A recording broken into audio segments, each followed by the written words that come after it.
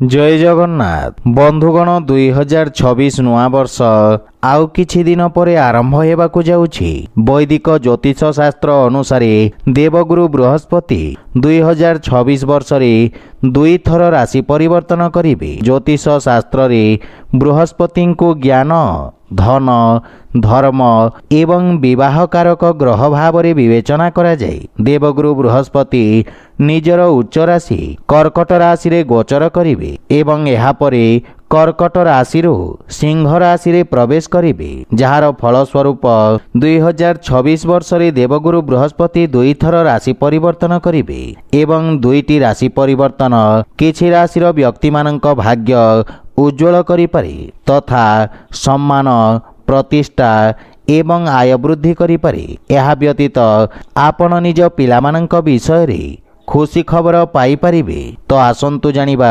सेही भाग्यशाली राशि मानंक विषय रे। सेतिपई वीडियो को शेष पर्यंत देखिबा सहित आम चैनल को जो माने नुआ करी आछंती तळे थिबा लाल रंगर सब्सक्राइब बटन को दबाई आम चैनल को सब्सक्राइब करंतो और पाखरे थिबा घंटी बटन को दबाई ऑल रे सिलेक्ट करंतो, काहेकि ना आमे अपलोड करिथिबा प्रत्येक वीडियोर नोटिफिकेशन आपण सर्वप्रथमे पाई परिबे। प्रथम राशि होची कर्कट राशि।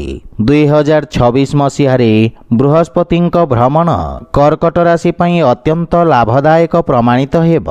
देवगुरु बृहस्पति आपणक लग्न तथा प्रथम भाव एवं द्वितीय भाव को गोचर करिवे, जार फलस्वरूप आपण समय समय रे अप्रत्याशित आर्थिक लाभ पाई परिवे। आपणकर कार्यदक्षता वृद्धि पाइब। चाकरी करुथिबा लोकंक पई 2026 वर्षटी अत्यंत शुभ हेब एवं आपण निज क्यारियर एवं व्यवसाय संबंधित सकारात्मक समाचार सुनी पारंती। एही समय रे भाग्य आपणक सपक्ष रे रहिब एवं आपण निज बाणी उपरे प्रभाव पकाइबे। कन्या राशि 2026 मसीह देवगुरु बृहस्पति को गोचर कन्या राशि पई अत्यंत लाभदायक एवं शुभ प्रमाणित हेब। देवगुरु बृहस्पति को गोचर आपणक द्वादश घरे एवं आपणक राशि रे रहिब, जार फलस्वरूप आगामी वर्ष रे आपणक आय यथेष्ट वृद्धि पाई पारे। आयर नूतन उत्स देखा जाई पारे। एही समय रे आपण कोनोसी प्रकल्परू गुरुत्वपूर्ण आर्थिक लाभ पाई पारंती। जेउ माने शेयर मार्केट आदि निवेश करिसंती सेमानंकु यथेष्ट लाभ पाइबार अवसर मिलिब। तुला राशि 2026 वर्ष रे देवगुरु बृहस्पति को गोचर आपणक पई चमत्कार ठारू कम नुहे।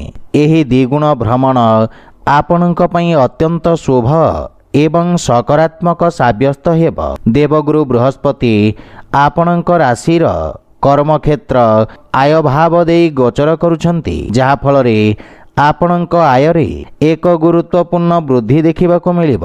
आपणक क्यारियर एवं व्यवसाय रे दीर्घ समय धरी लागी रहितबा समस्यार अंत हेब।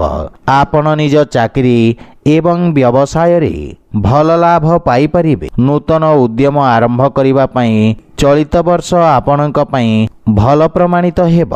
तो बंधुगण जदि भिडियोटी आपण मानकु भल लागि थाई लाइक शेयर और कमेंट करी जणांतो एवं आम चैनल को सब्सक्राइब करंतो।